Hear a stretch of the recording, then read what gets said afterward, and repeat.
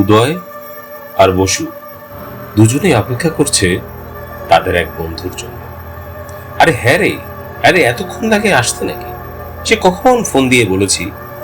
আরে ও তো এক ধরনের অলস ছেলে।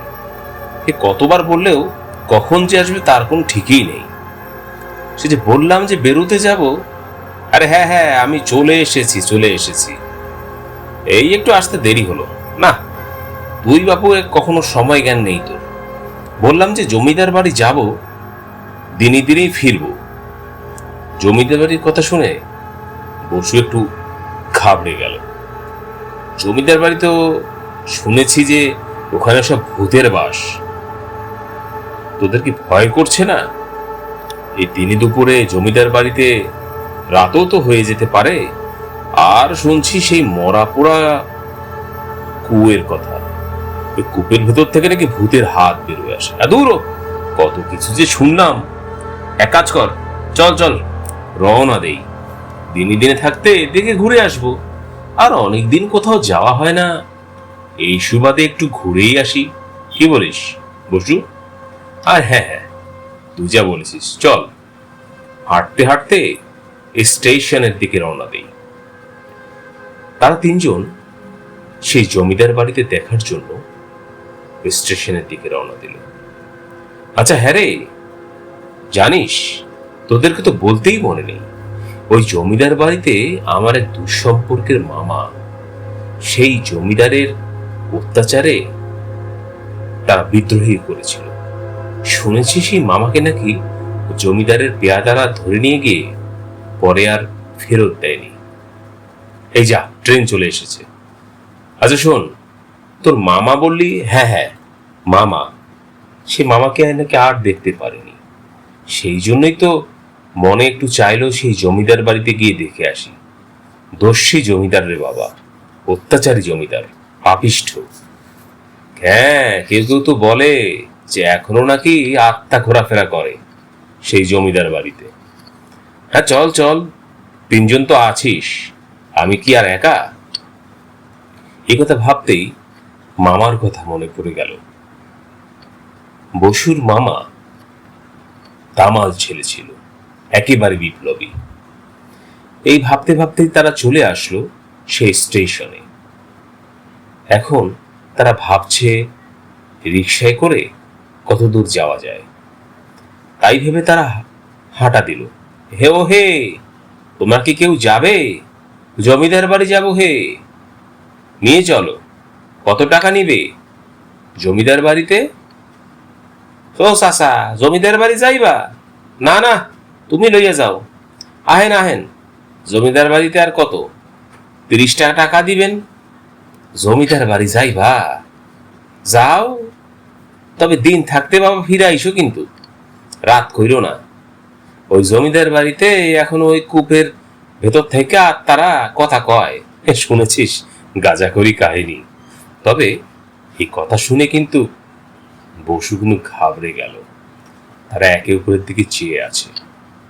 বসু ভাবছে কথা যেন আবার সত্যি না হয়ে যায়। আর শোনো বাবারা, সাথে কিছু খাবার টাবার নিয়ে যেও।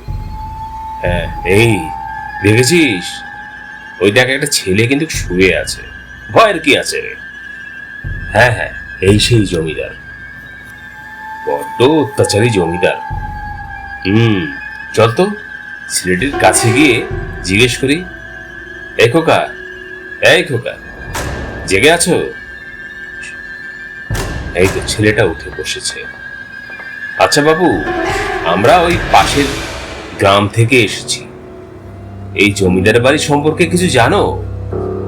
এই জমিদার বাড়িতে তো দিনবেলা তো অনেকেই আসে, কিন্তু রাত্রেবেলা কেউ আসে না। অনেকে অনেক কথাই কয়, ভূত প্রেত আত্মা, কখনো কখনো সাদা পেতনি, সবই তো উঠতে দেখে। আমি বাবু আজ পর্যন্ত দেখিনি। আবার অনেকে দেখে গাছগাছালি সবকিছু নড়ছে। আবার কখনো কেউ দেখে দ্বিখণ্ডিত লাশ। আরে বলে কি, এ ভাই তাড়াতাড়ি চল তো। আরে না না, মজা করলাম। যান যান, এই এদিক দিয়ে যান, ঘুরে আসুন। আর হ্যাঁ, এই জমিদার বাড়িতে পাশেই এই পিছন দিকে একটা কুয়ো রয়েছে, এই ব্রিটিশ আমলের কুয়ো, সেখানেই নাকি অনেক গ্রামবাসীকে জ্যান্ত মারা হয়েছে। বলো কি হে? হ্যাঁ, যান দেখে আসুন। তবে হ্যাঁ, ঘাবড়াবেন না, এ দুটুকু বলে। কথা নাই বার্তা নাই, হঠাৎ করে বাধা শুরু। মাঝে মাঝে ভয় হচ্ছে বসুর। শরীর রয়েছে, কিন্তু তারপরেও তারা হাঁটতে হাঁটতে সেই কূপের দিকে গেল। কূপটা দূর থেকে দেখছে, দেখতে একদম পূর্ব আমলের পাথরের কূপ, উপরটা ঢাকা। হঠাৎ করেই সে কূপ থেকে ধোঁয়া বের হলো, তাতে আবার অগ্নিফুঙ্গি। তাই দেখে বসু এবং ওরা দুজন চট করে রওনা দিল, পালালো। কাছে না যেতেই দেখলো একটা কঙ্কালের মাথা। থাক, দৌড়ে যাচ্ছে। এ পালা, এ তাড়াতাড়ি পালা, খুব ভয় লাগছে রে। বাপরে বাপ, কি দেখলাম! তোর কি ভয় লাগেনি? না, ভয় লাগেনি, কিন্তু আমার ঠিক মামার কথা মনে আসছিল, জানিস। আচ্ছা, একটা কাজ করি, আজকে রাতটা আমি এখানেই থাকবো। তোর কি মাথা খারাপ হয়েছে? হ্যাঁ, আজকে রাতটা আমি এখানেই থাকবো, এই রুমে। তোরা এক কাজ কর, তোরা চলে যা, কাল সকালে আমি ট্রেন নিয়ে তোদের সাথে গিয়ে দেখা করব। ছেলেটার কথাগুলো ফেলে দেওয়ার মতো না, হাজার হোক মামা তো। তাই সে রাতের বেলা বসু হঠাৎ করে একবার দেখে সেই কূপের দিকে চেয়ে। ঝিমঝিম বৃষ্টি আসছে, মাঝে মাঝে শব্দ হচ্ছে, ঘুম মোটেও আসছে না বসু।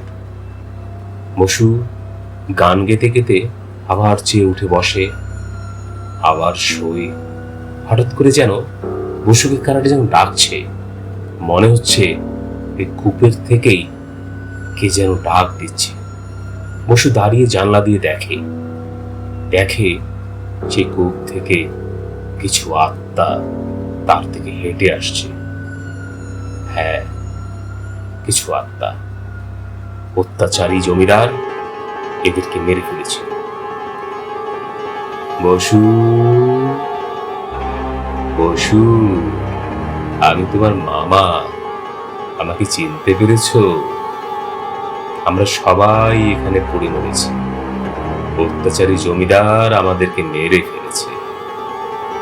আমাদের কথা তোমার মনে পড়ে? যাই হোক।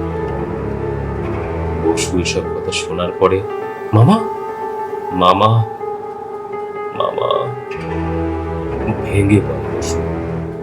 যাই হোক, পরের দিন বসু ট্রেনে চড়ে শহরে গিয়ে অনিমেষ, বসু, চঞ্চল সবাইকে গিয়ে বলে তার মামার ঘটনা।